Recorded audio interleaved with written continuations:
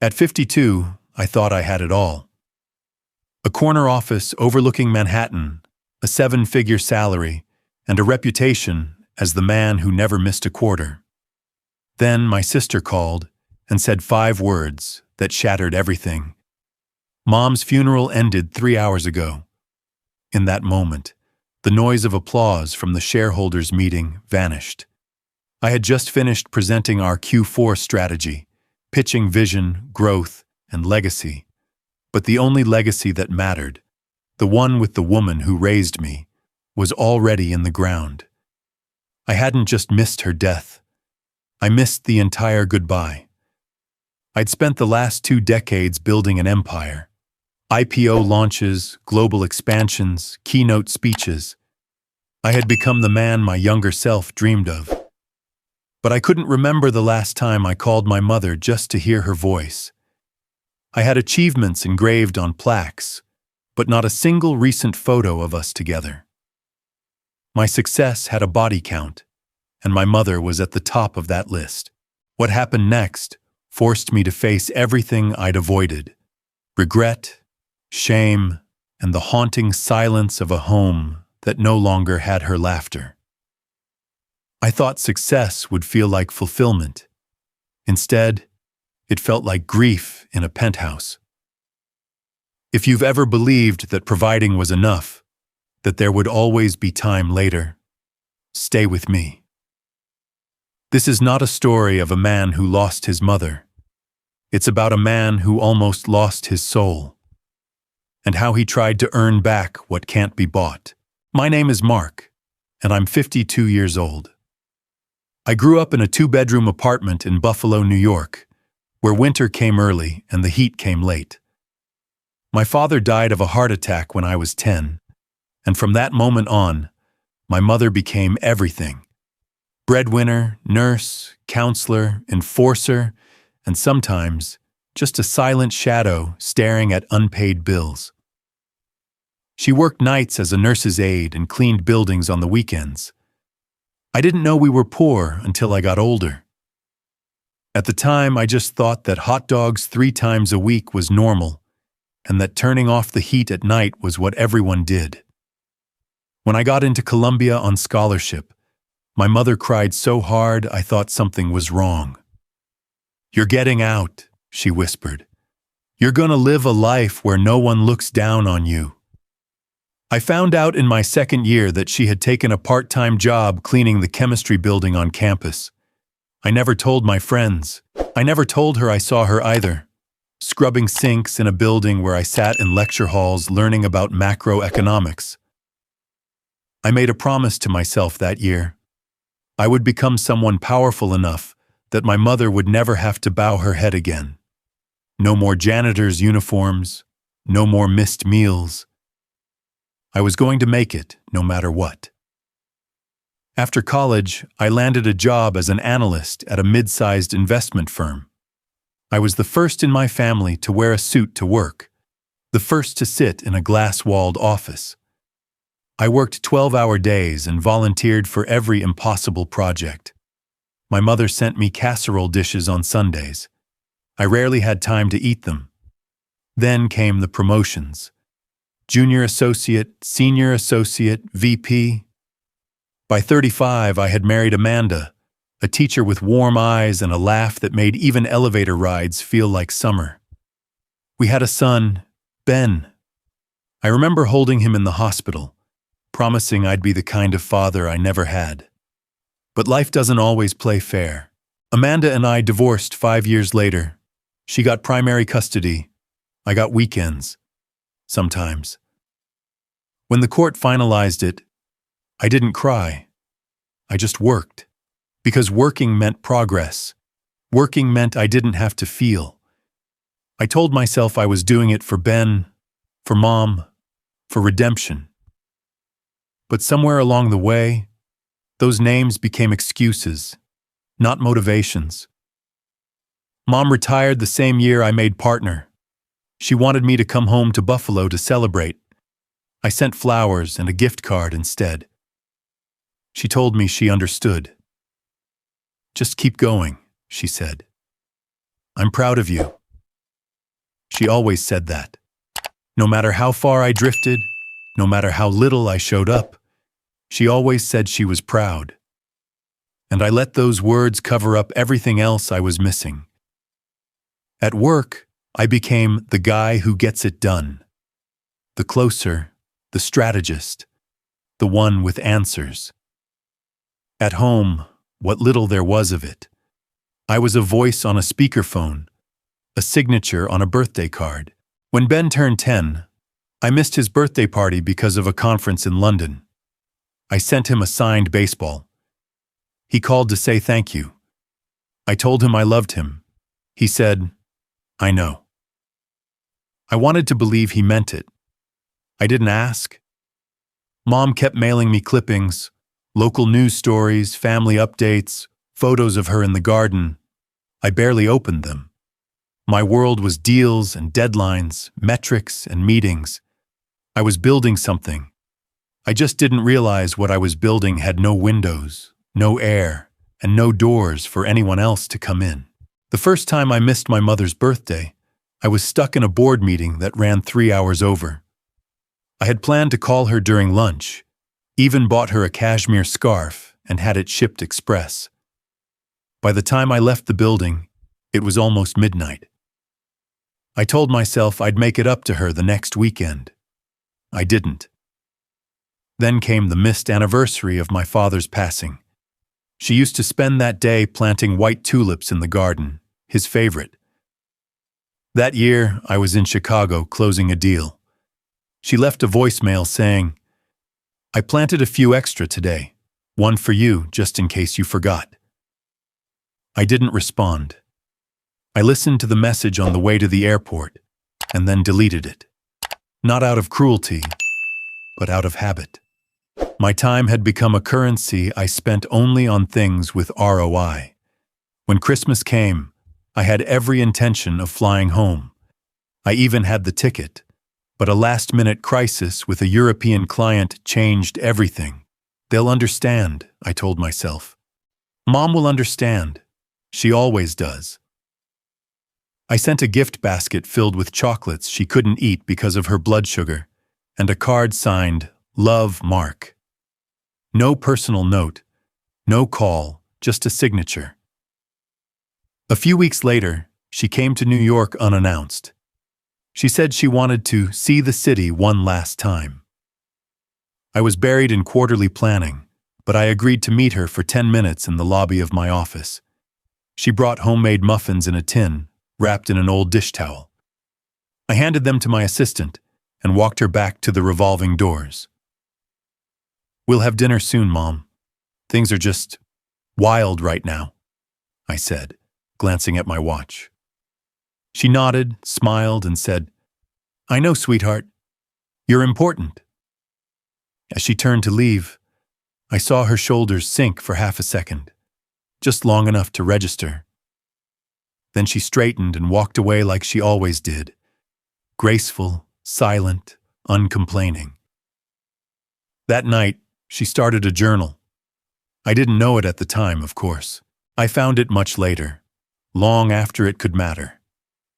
The first page read, "When Mark is less busy, I'll tell him about the squirrel that lives in my attic. For now, I'll just write it down." Each page after that was filled with small moments. A new recipe she tried, a memory of my father, a joke she wanted to share. But all of it was addressed to me, as if she was still talking to me, just through paper instead of phone lines. Meanwhile, I rationalized everything. I send her money every month. She has health insurance. She lives in the same house, paid off. What else does she need? I thought provision was presence. I thought being a good son meant keeping her comfortable, not connected. I remember once, after missing her call for the 3rd time in a week, she left a message saying, "No worries, honey. I just wanted to hear your voice. Maybe next time." That phrase, "maybe next time," became the thread running through our relationship. Next time for dinner. Next time for a visit. Next time for stories. but next time never came. It was always postponed by mergers, forecasts, travel, or fatigue. I told myself she was resilient. She had been my whole life. But resilience isn't immunity. Even the strongest walls crack when ignored long enough. She stopped calling as often, started texting instead. Short, polite, emoji-filled messages that always ended with, "No pressure, just saying hi." I didn't see it then, but she was scaling herself back. Shrinking to fit the space I left for her.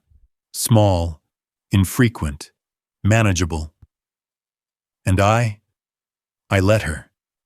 Because acknowledging her shrinking would have meant admitting I was the reason. When I became CFO at one of the top financial firms on the East Coast, they threw a gala in my honor. Velvet suits, shrimp towers, and a string quartet playing Coldplay covers. I gave a speech about leadership, legacy, and vision. My name was printed in bold gold on the program. My face was on the company homepage. I lived on the 43rd floor of a penthouse in Tribeca with heated floors, a wine cellar I never used, and floor-to-ceiling windows that overlooked a city I no longer had time to enjoy.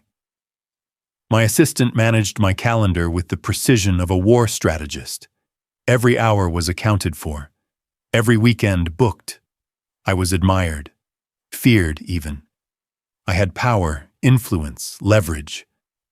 But most nights, I woke up at 2:13 a.m. on the dot, heart racing, staring into the dark like something was missing. I'd scroll through emails until my eyes burned, then order Chinese takeout I barely touched. Success had given me everything, except peace. Then came the unplanned trip home. It was February, and Buffalo was buried in snow. A business trip to Toronto got canceled last minute, and on a whim, I decided to drive down and surprise Mom. I hadn't been home in nearly 2 years. When I arrived, the porch light was off, the driveway hadn't been shoveled. I knocked twice before realizing she probably didn't hear. She always turned her hearing aid off when reading. Inside, the house was cold. Not metaphorically, literally freezing. I found her curled up on a recliner in the kitchen, wrapped in 2 blankets. A space heater humming weakly beside her. A pot of soup sat untouched on the stove. "Mom?" I said, alarmed. She blinked awake, smiled, and said, "Mark, what are you doing here?" I didn't know what to say. She looked smaller than I remembered. Fragile. There was a quiet tremble in her hands as she reached for her glasses. "The furnace died last month," she said casually. "I meant to get it fixed, but the guy kept canceling. The kitchen's warm enough most nights." I stared at her, speechless. My mother, who once worked 3 jobs so I could have lunch money, was now sleeping in a freezing kitchen, while I lived in a unit with radiant heat and thermostat-controlled walls. "I'll send someone first thing tomorrow," I said. She smiled. "No rush. You're here.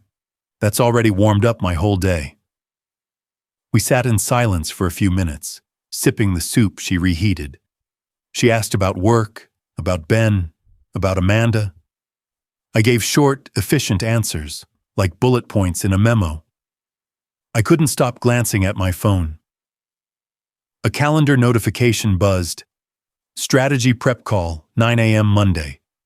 I have to head back tomorrow morning," I said. "Big week coming up."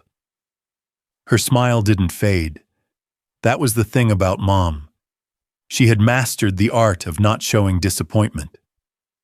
"Of course. I know how busy you are." She walked me to the door, kissed my cheek, and said, "I'm proud of you, sweetheart. Always." I drove back to the city in silence, unable to shake the image of her curled on that recliner. I made 3 calls before I reached a contractor willing to fix the furnace the next day. I paid triple his rate and told him to prioritize her job. Then I walked into my penthouse, dropped my coat on a $2,000 chair, and stood by the window staring down at a city that looked less impressive than it had before. That night, at 2:13 a.m., I woke up again. Only this time, it wasn't the usual anxiety that kept me up. It was the echo of her voice saying, "You're here." That's already warmed up my whole day. After my visit that February, I wired $10,000 to my mother's bank account, hired a local contractor to fix the furnace, and arranged for a part-time caregiver through my firm's concierge service. I justified it as proactive care. Efficient, scalable, responsible. Her name was Claire. She was a retired nurse who came by twice a week to check on my mother, pick up groceries, and help with light cleaning. Once a month, she emailed me a short summary. "Your mother is doing well. Vital signs normal. Cracked a joke about the weatherman again." That was all I needed to feel absolved. What I didn't know, what I didn't ask, was that my mother had started coughing at night, a dry, hacking rasp that lingered longer each week. She told Claire it was just the air, refused tests, downplayed the fatigue. She didn't want to worry me. "I'm fine," she'd say. "Just tired. Comes with being old and boring." She stopped calling, not suddenly, but gradually. At first, she'd text, "Call when you can, no rush." Then just an emoji wave. Eventually, even that faded. When my phone stopped lighting up with her name, I didn't panic. I assumed she was busy with her garden, or finally learning how to stream those British crime shows she always talked about. It was my sister Emily who took up the slack. She lived 15 minutes away and visited often. She started calling me with updates. "Mom's looking a bit thinner," she said one afternoon. "She's always been small," I replied. "She canceled lunch twice this week." "She's probably just tired. Let Claire know." "She doesn't tell Claire everything." "Well, she won't tell me anything either," I said, more defensive than I intended. "She says she's fine. Claire says she's fine. Unless there's an emergency, I can't keep flying up every time someone sneezes." Emily didn't respond right away. Then she said, "You're not being asked to fly up. You're being asked to call your mother." I didn't call that night. Instead, I sent a new delivery. Fresh flowers, a handwritten card pre-signed by my assistant. A gift card to her favorite diner. The kind of gestures that feel personal enough to ease guilt, but distant enough not to require time. When Mom fainted in the kitchen that spring, it was Emily who found her. She called the paramedics, rode in the ambulance, stayed overnight at the hospital. They diagnosed it as dehydration and stress. She told the doctor not to contact me. "She's too busy," Mom said, when asked why her son wasn't there.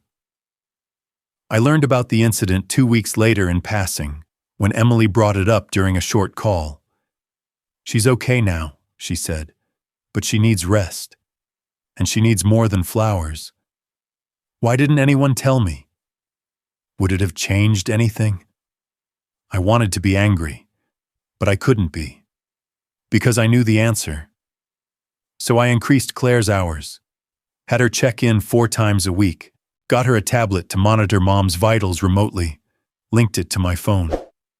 I downloaded an app to track medication refills, oxygen levels, dietary intake. It felt like control. It wasn't. 3 months later, Mom was hospitalized again. Pneumonia. But the hospital didn't call me. Claire did, 2 days into her stay. "I assumed your sister had told you," Claire said, apologetic. "She didn't."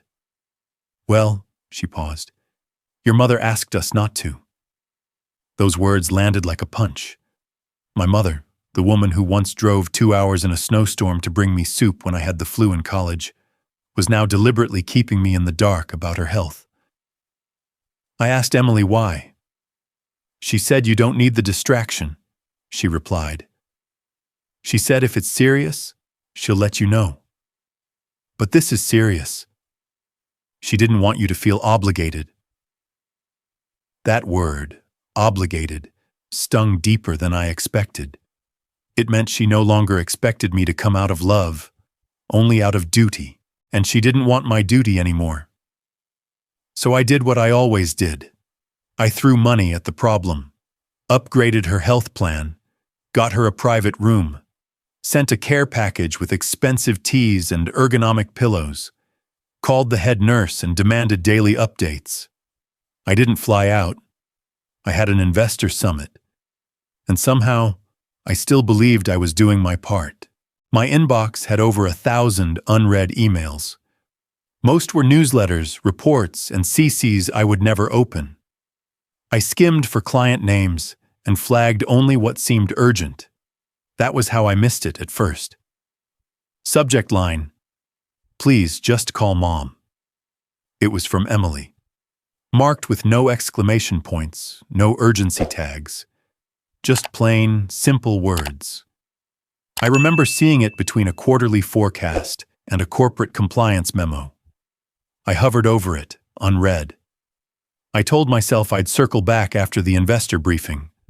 I never did. 2 days later, I got a call from an unknown number with a Buffalo area code. I let it ring twice, then blocked it. Another robocall, I figured. Another charity pitch, warranty extension, political poll. I found out weeks later that it was Ruth, a neighbor of my mother's for over 30 years. She had helped take Mom to a checkup when Claire wasn't available. Ruth left a voicemail, one I deleted without listening, saying she was concerned. That something wasn't right. I never called back. Instead, I dove deeper into work. Q2 numbers were soft, and our Asia-Pacific expansion was floundering. I had a string of late nights, flew to Seoul and back, and landed in New York with a backlog of meetings that left me numb. It was around then that I received a package. Not from a vendor, not a corporate gift, a plain envelope handwritten. My name on the front in soft cursive I hadn't seen in years. It was from my mother. Inside was a letter, no more than 2 pages, written in blue ink, shaky but still legible. Dear Mark, I know how busy you are. I know time is tight, and your schedule runs your life. I'm not writing to make you feel guilty. I just miss you. I miss your stories, your laugh. I miss how you used to describe your day, even the boring parts. I miss being your mother in more than just name. There's a bird that nests outside my kitchen window. It sings every morning at 5. I named it Chairman Meow because I thought that might make you laugh. You always hated mornings. I've been a little under the weather, nothing serious. Just tired more often. Don't worry, I'm in good hands. Claire's wonderful, Emily is a blessing. But sometimes I wonder if you remember the sound of my voice, if you would still recognize it without caller ID. Anyway, no pressure. Just know I love you, always. Mom. I read it once, then again. I held the paper in my hands, unsure what to do. I didn't cry. I didn't call. I placed it in a drawer and told myself I'd respond when I had the time to write something meaningful. Weeks passed. I didn't reply. That drawer, third one down in my office, is where it stayed. Later, Emily told me that Mom asked about the letter once. Did Mark say anything? She asked. Emily said no. Mom just nodded. Maybe it got lost in the mail. She knew it hadn't, but she still gave me the benefit of the doubt, and I kept abusing it. Claire's reports continued arriving. Short, factual, polite. Vitals stable, appetite low, mild fatigue, spirits fair. Each one read like a line from a patient chart. Not a woman who raised me, held me through fever dreams, and taught me how to spell consequence by making me write it 100 times after lying about a school test. At work, I gave a keynote address about long-term value versus short-term gain. I talked about commitment, vision, and sacrifice. Back home, my mother crossed off another birthday without a phone call. Emily tried again, texted this time. "She's slipping a little," I replied. "Define slipping." She wrote back, "Not just her health, her hope." I didn't answer. I had an early call the next day. The week leading up to the Tokyo summit was chaos. We were pitching a multi-billion-dollar merger, and the presentation had been rewritten 3 times. I was running on 4 hours of sleep a night, surviving on hotel coffee and adrenaline. The board wanted results. The investors wanted vision. I was the linchpin. So when my phone buzzed at 2:47 a.m. on Sunday, I didn't reach for it. I was in a suite overlooking the skyline, finalizing a slide deck with my analyst.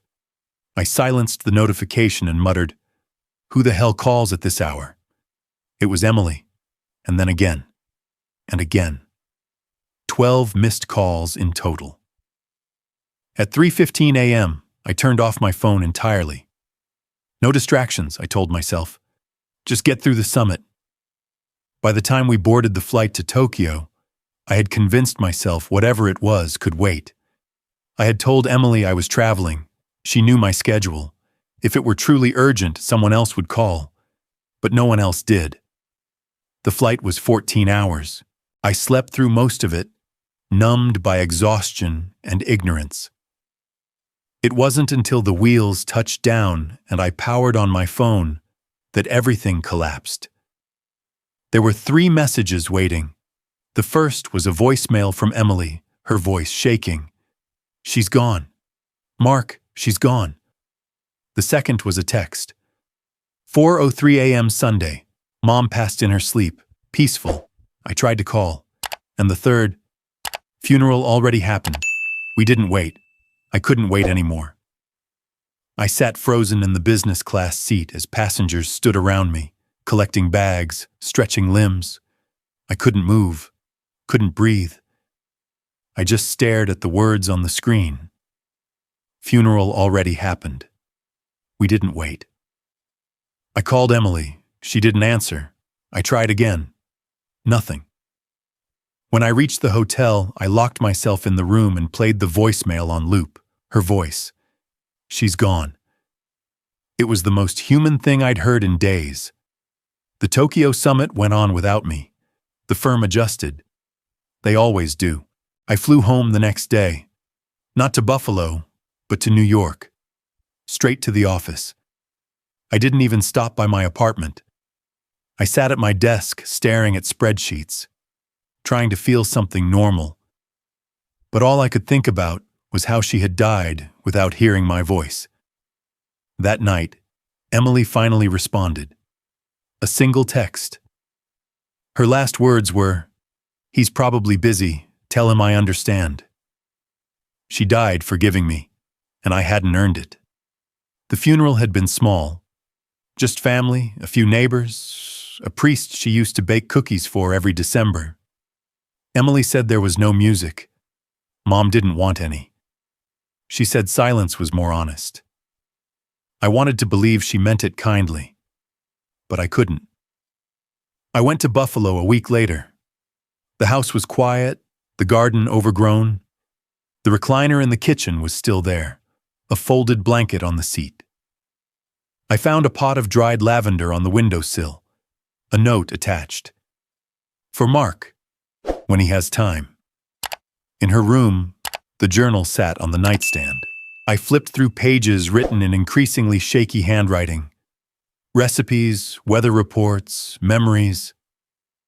And then one entry, dated just 2 weeks before she died. Sometimes, I wonder if I made it too easy for him not to come back. I closed the book. She had known, all along, and she still let me believe I was doing enough. I sat on the floor of her bedroom, surrounded by the scent of talcum powder and old wood, and for the first time in my adult life, I cried.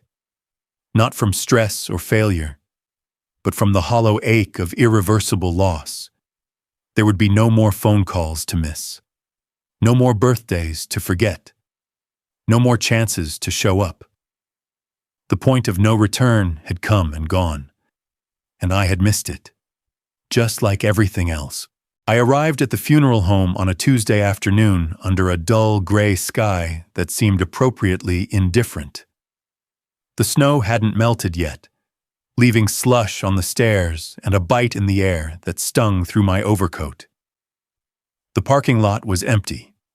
Inside, the receptionist looked up with a flicker of recognition and said nothing. She simply gestured down a hallway and handed me a key. "Room 4, she murmured. Room 4 was small, quiet. No flowers, no music, no chairs lined in rows. Just a table with a framed photo of my mother, the one taken on her 65th birthday.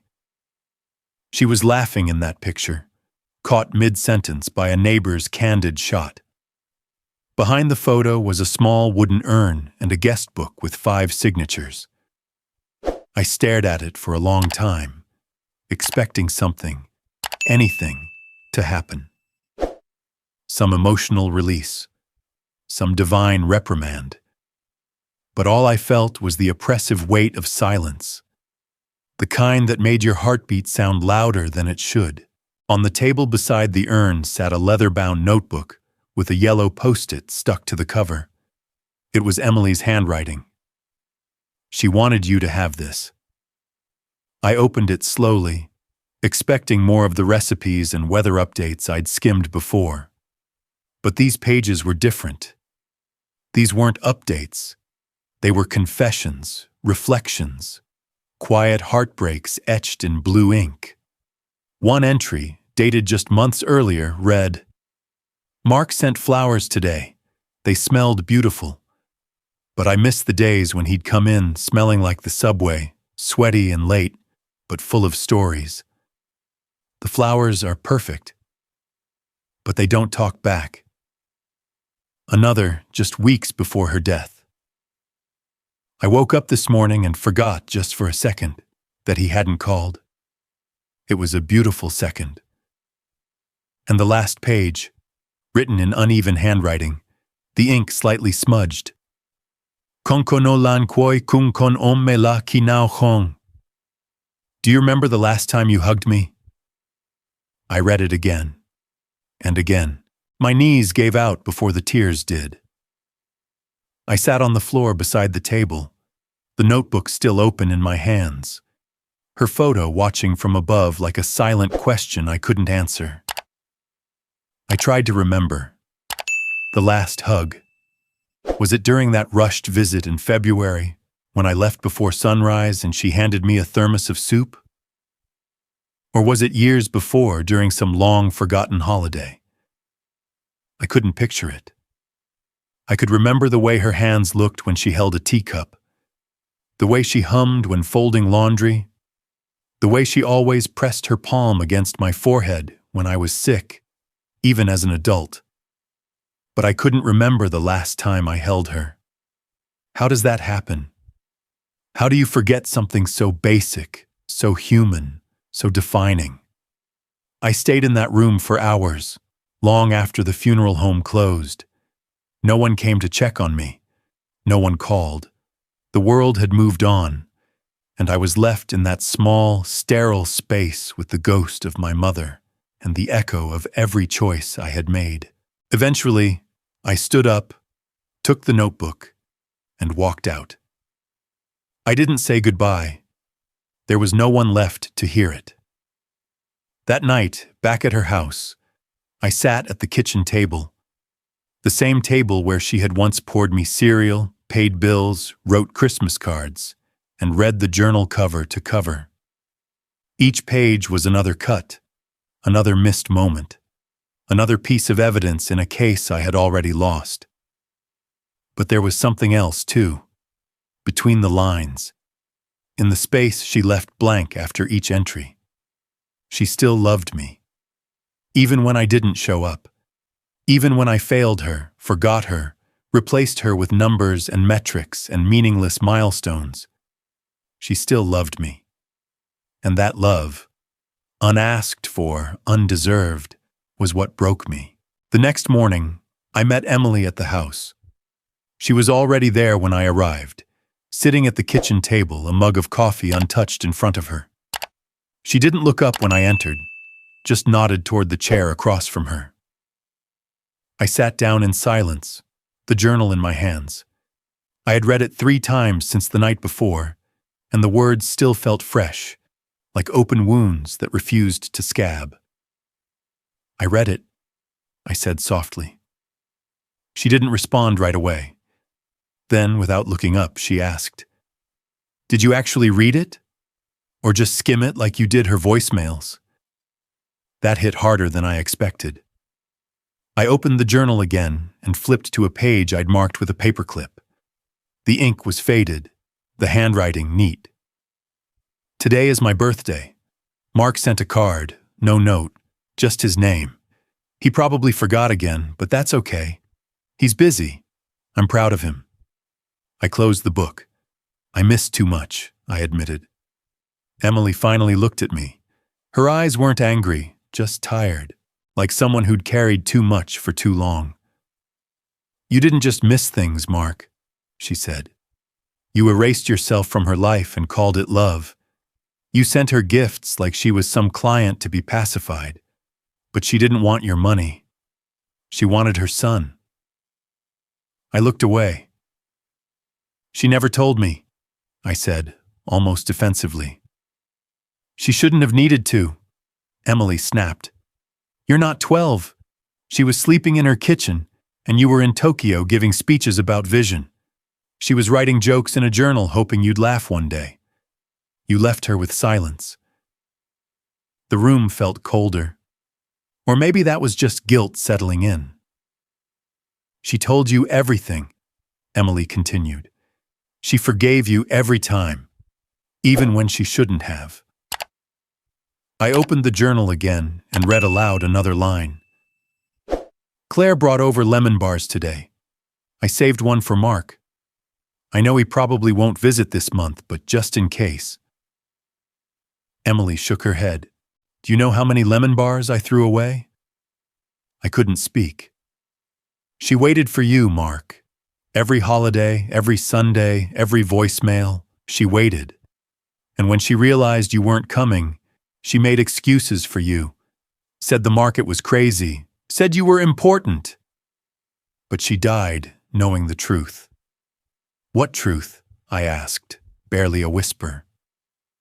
"That she wasn't," Emily said flatly. "Not to you. Not enough to pick up the phone. Not enough to fly home. Not enough to make time." I closed the journal and held it to my chest, like it might somehow make me whole again. "She said she understood," I offered weakly. "No," Emily replied. "She accepted. That's not the same thing." There was a long pause.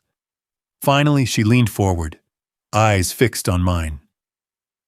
"Do you remember the last thing you said to her?" I tried. I really did, but my mind was blank. "She told me," Emily said. "You said, 'I'll try to make it next time.'" I nodded, ashamed. "There was no next time," she said, and she knew it. The silence that followed was heavy, thicker than grief. It was the weight of missed chances calcified into permanent regret. "I thought I was taking care of her," I whispered. "I thought money—" "She didn't want your wallet," Emily interrupted. "She wanted your time, your voice, your presence." I looked at her, eyes burning. "What do I do now?" Emily stood up, gathered her coat, and looked at me one last time. "You live with it." Then she walked out, leaving the journal, the coffee, and me. Just another thing Mom left behind. The house was quiet in that strange way. Only homes of the recently departed can be. Too still, too polite, as if the walls themselves were holding their breath. I walked slowly down the hallway, past the family photos framed decades ago, each one a reminder of who we used to be before time and ambition cracked everything apart. At the end of the hallway was her bedroom. I hadn't stepped inside that room since I was in my 20s. Even then, it felt off-limits, sacred somehow. She used to call it her sanctuary. Now it felt more like a museum exhibit, preserved, untouched, and deeply sad. I opened the door. The curtains were half drawn, letting in a wash of pale winter light. Dust motes danced in the air. The bed was neatly made, a quilt folded at the foot. On the dresser sat her hairbrush, a nearly empty bottle of lavender lotion, and a faded photo of me and Emily from middle school. I reached for the closet door and opened it slowly. There it was. Her cardigan, the one she wore every Christmas morning. Navy blue with little white threads fraying at the sleeves. I pulled it from the hanger and brought it to my face. The scent hit me like a punch to the chest. Laundry soap, faint lavender, and something uniquely hers. That scent had once meant comfort, safety, home. Now it felt like punishment. I sank to the floor, clutching the sweater, my back against the wall. The cardigan pressed to my face. I inhaled again and again, as if I could breathe her back. The tears came hard and fast. Not the kind you wipe away discreetly in a bathroom mirror. These were soul-deep sobs, raw, heaving, gasping. 30 years of grief, guilt, and everything I'd suppressed came crashing through in waves. I cried for the birthdays I missed, for the voicemails I ignored, for the time she stood outside my office, muffins in hand, and I gave her 10 minutes and a forced smile. I cried for every small way I made her shrink herself, just to fit the slivers of time I spared her. And most of all, I cried because there was no do-over, no second act, no next time. I had run out of moments. When the sobs finally subsided, I sat in silence. My eyes burned, my throat ached, and the cardigan was damp with tears. I looked around the room and saw it differently now, not as a space frozen in the past, but as a mirror of everything I'd chosen not to see. Her books were still stacked by the bed, a crossword half finished. Her slippers were neatly aligned beneath the chair. The clock on the nightstand was blinking, probably unplugged during a storm and never reset. She had lived here, slept here, waited here. And I had been somewhere else. Always somewhere else. I stood up slowly, legs trembling.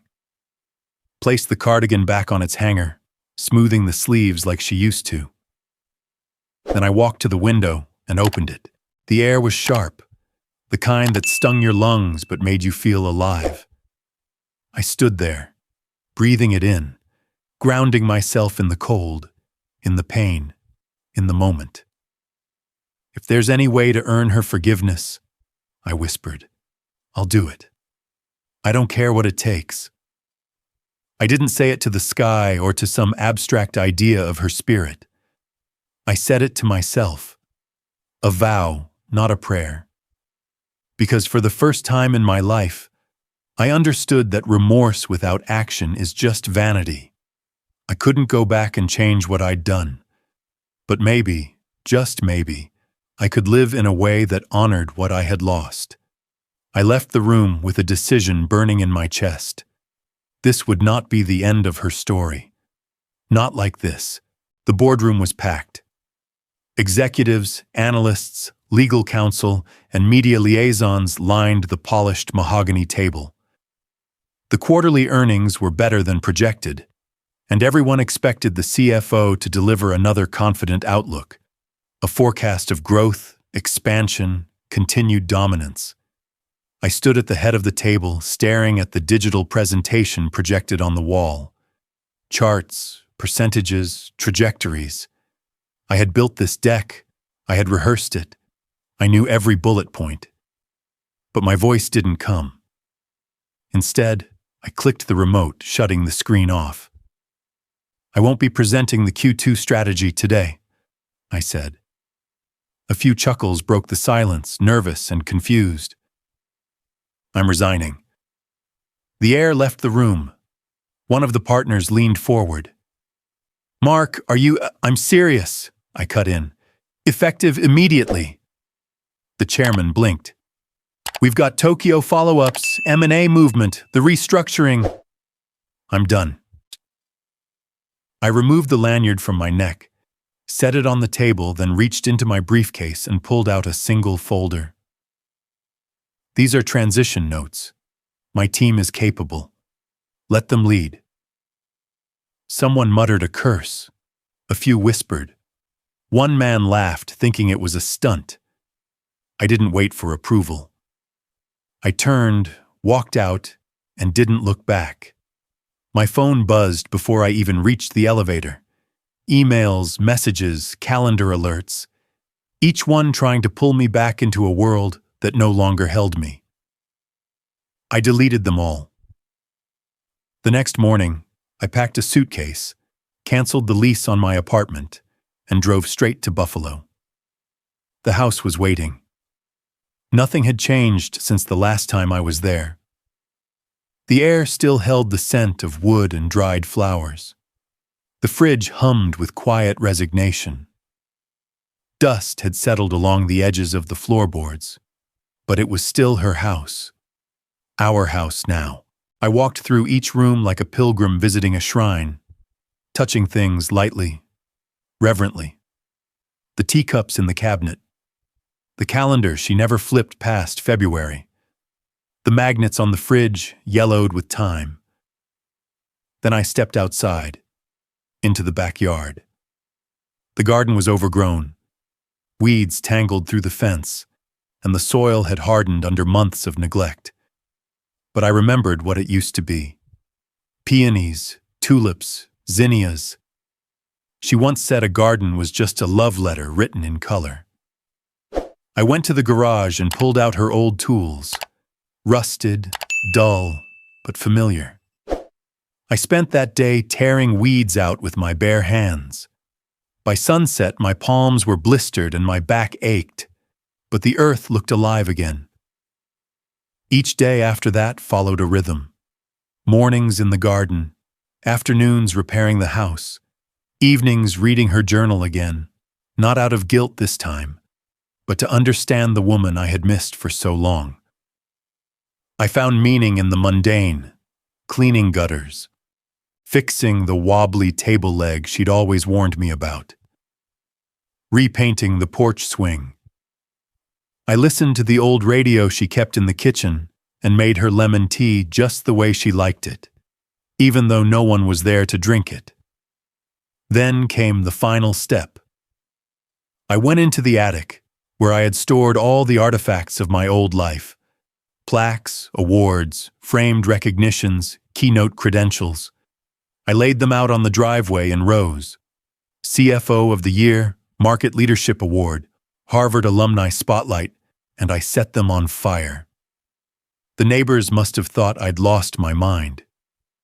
But I stood there watching as the edges curled and blackened, smoke rising like the remnants of a man I no longer recognized. I didn't need reminders of who I had been. I needed space to become who I should have been all along. One afternoon, I sat on the porch with a box of my mother's recipe cards in my lap.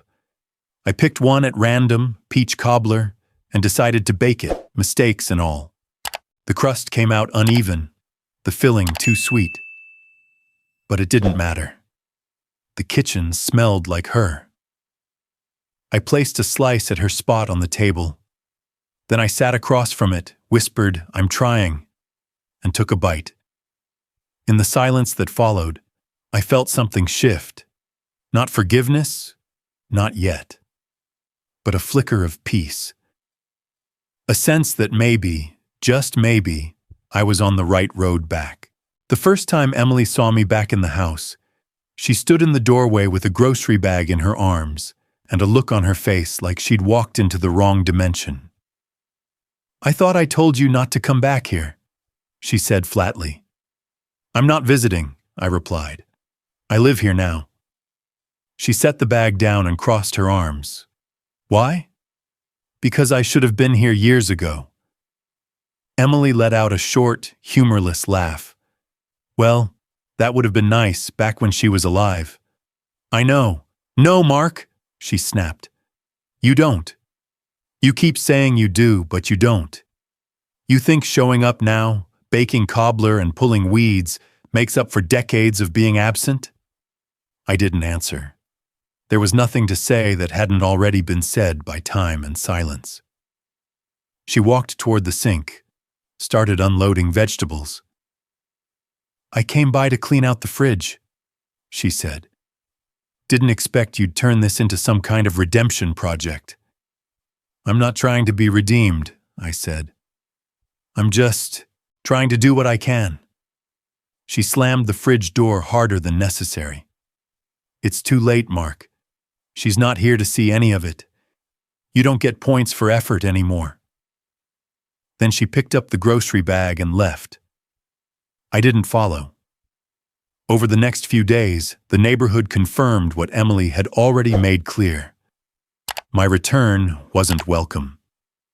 Mrs. Lanning, who used to knit scarves for Mom every Christmas, turned her back on me in the post office line.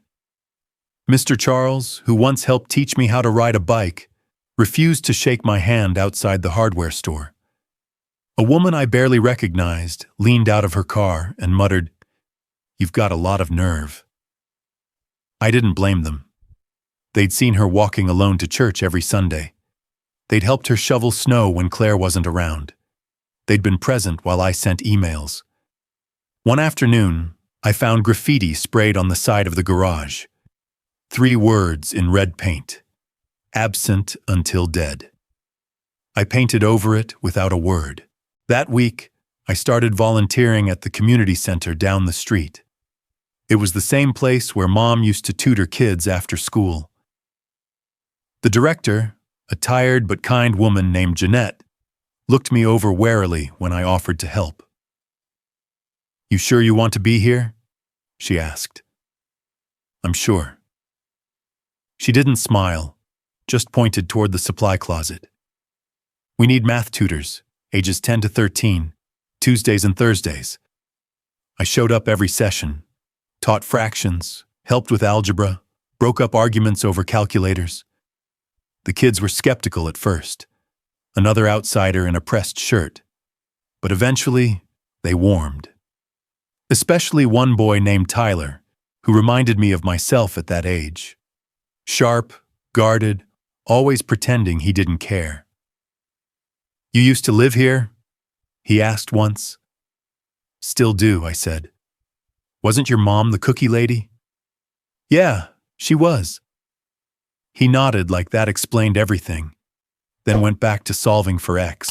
At night, I walked the perimeter of the house, checking gutters, trimming hedges. I planted new tulips in her garden, the kind she loved. I replaced the old mailbox, but kept the dents from where I once hit it with my bike. I didn't talk much, didn't explain myself, didn't argue when people stared or whispered or crossed the street. I just worked. Every day, every task, a silent prayer. I know I can't undo it, but let this mean something now. One Saturday, I found a small envelope on the porch, no return address. Inside was a folded piece of paper. "I saw you fixing the roof. That's the same ladder she fell off once. Be careful. R." I never found out who R was, but I kept the note. Because maybe somewhere in the cracks of this town's judgment, there was a flicker of something softer. Not forgiveness, not yet, but a beginning. It happened on a Wednesday afternoon, while I was helping Tyler and a few other kids with long division. The community center smelled like pencil shavings and glue sticks. The whiteboard squeaked under my dry erase marker as I wrote out another problem.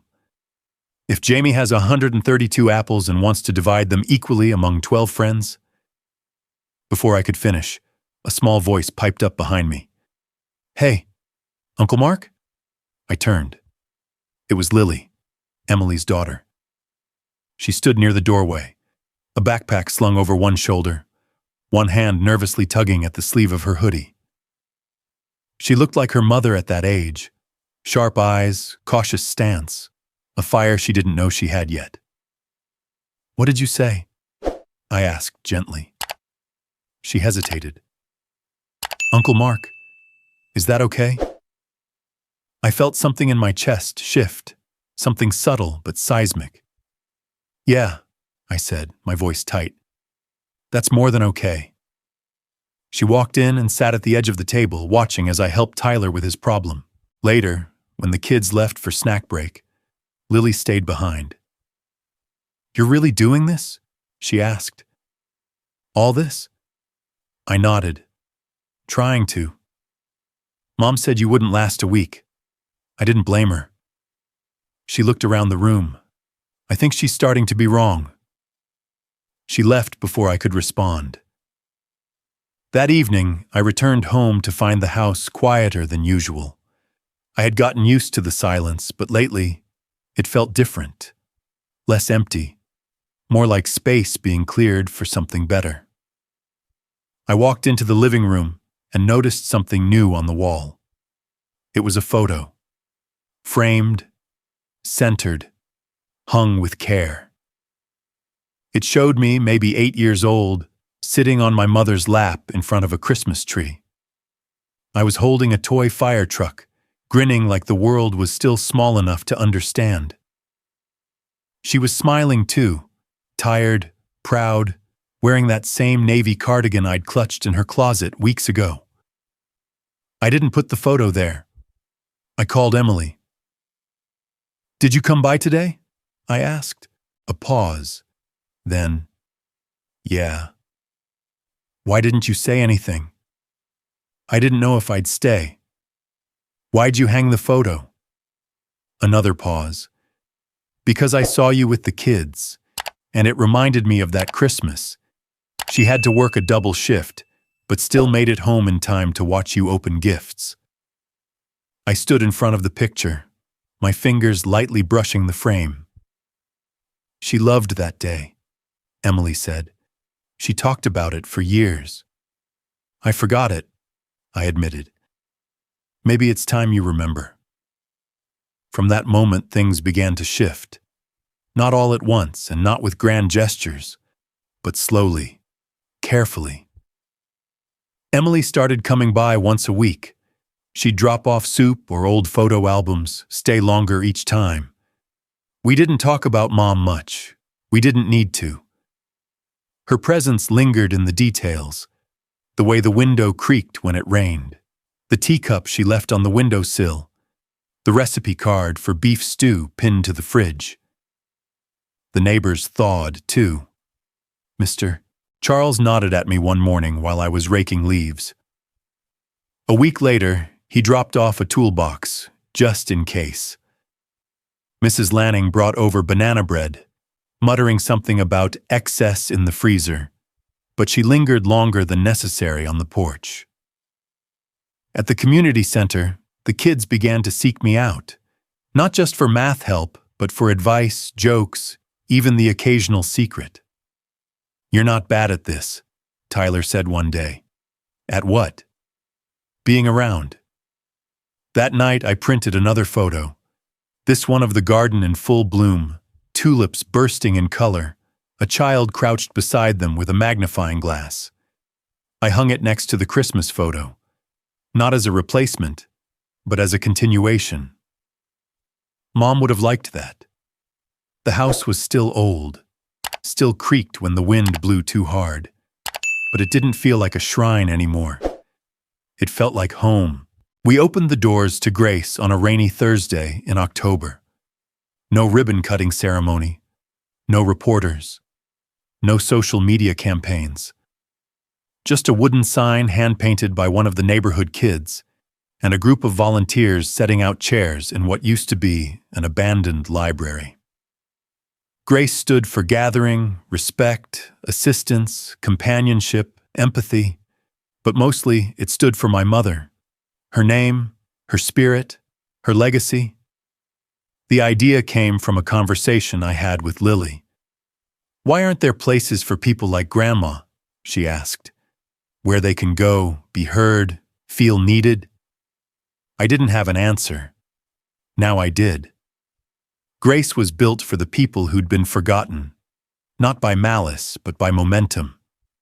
Retired teachers, widowers, former mechanics, seamstresses, nurses, men and women who once ran households, communities, entire generations, and now sat alone in silence, watching the world move past them. We offered warm meals, daily activities, free transportation, but most of all, we offered presence. Someone to listen, to ask how they slept, to remember their birthdays. I used part of my retirement payout to fund the first year. After that, small grants, donations, and my own savings carried us forward. I wasn't trying to build an empire. I was trying to rebuild something I had destroyed. Connection. Every morning at 6 a.m., before the volunteers arrived, before the coffee started brewing, I lit a stick of incense and placed it beneath a framed photo of my mother that hung by the entrance. She was smiling in that photo, wearing her cardigan, a garden blooming behind her. I'd whisper, "I'm still here," and then begin the day. Emily helped with admin work. Lily ran the arts program for the kids who came after school. Even Mr. Charles taught a woodworking class once a week. Word spread, not fast, but steadily. People began to trust the space, not because of what it promised, but because of what it didn't. No judgment, no noise, just attention, just care. One afternoon, I sat with a man named Walter who'd lost his wife the year before. "She used to volunteer at the library," he said, looking around the renovated room. "She'd like this place. She always said quiet corners hold the loudest memories." We sat in silence after that. It was enough. Another day, Mrs. Lanning brought her famous banana bread, not as an offering, but as a contribution. She left it on the table without a word, then joined a knitting circle. These weren't grand transformations. No confetti, no headlines, just people finding their way back to each other. Just me, showing up every day, doing the work I once thought was beneath me. It was the hardest thing I'd ever done, and the most sacred. I never told anyone what I had lost to get here. But some mornings when I lit the incense, I imagined my mother watching. Not from some distant cloud, but from the chair near the window, the one we'd placed in her honor. She didn't speak, didn't nod. But I felt her, and for the first time in my life, I didn't need applause. I just needed her to know. I had finally become the man she always believed I could be. I hadn't touched my LinkedIn profile in over a year. It still listed me as CFO, with a portfolio of accomplishments, mergers, and keynote panels trailing beneath my name like trophies in a digital hallway. I kept meaning to update it, but never found the right words. Until one morning, after closing Grace for the day, I sat down with a cup of tea and opened my laptop. No headline, no career update, just one sentence. "If your mother calls, don't let it go to voicemail. It might be the last time." That was the opening line. The rest came in a single breath, typed without edits. I missed my mother's funeral because I was presenting a Q4 strategy to shareholders. I thought she'd understand. She always did. Until the day she didn't have to anymore. She died thinking I was too busy to be her son, and she wasn't wrong. I spent my life chasing titles, closing deals, and building things I thought mattered. But the most important project, the one person who needed my time the most, I left behind. I live in her house now. I run a small community center named after her. I teach kids math. I plant her favorite flowers. It doesn't erase what I missed, but it honors what I still have left to give. If you're reading this and thinking, that won't be me, I hope you're right. But if something deep in your chest tightens at these words, call your mom. Not tomorrow, not next week. Now. Because one day, you won't be able to. I hit post, closed the laptop, and went to bed. The next morning, I woke up to thousands of notifications. By the end of the week, the post had over 10 million shares. Comments poured in. Some from strangers who had made the same mistake. Others from people who left work midday just to make a call. A few simply wrote, "Thank you. I needed this." Media outlets asked for interviews. Publishers offered book deals. A tech CEO offered to fly me out to give a talk on emotional intelligence in leadership. I declined them all.